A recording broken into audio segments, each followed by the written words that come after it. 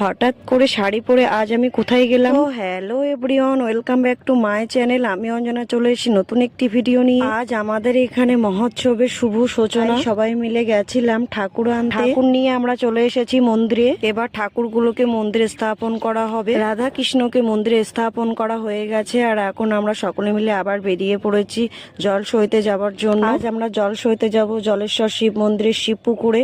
তো দেখো আমরা পৌঁছে গেছি শিব মন্দিরে। এবার এদিকে যে বা সাইডে পুকুরটা দেখা যাচ্ছে, এখানেই আমরা আজকে জল সইব। এখানে 5 জন উপসী সমস্ত কিছু গোছাচ্ছিল জল সইবার জন্য, আর আমি চলে এসেছিলাম একটু উপরে বাবা ভোলানাথ আর মা কালীকে প্রণাম করব বলে। কিন্তু মন্দির তো বন্ধ, অনেকটাই বেলা হয়ে গেছে। আর এদিকে দেখো জল ভরে সবাই চলেও এসেছে, এখন মন্দিরটা প্রদক্ষিণ করবে, তারপর আমরা যাব আমাদের জল ভরে সবাই চলে এসেছি আমরা মন্দিরে। আর আমাদের নামযজ্ঞের মন্দিরের মেন গেট এটা। অনেক ভিড় ছিল বলে ঠাকুর প্রণাম করতে পারিনি।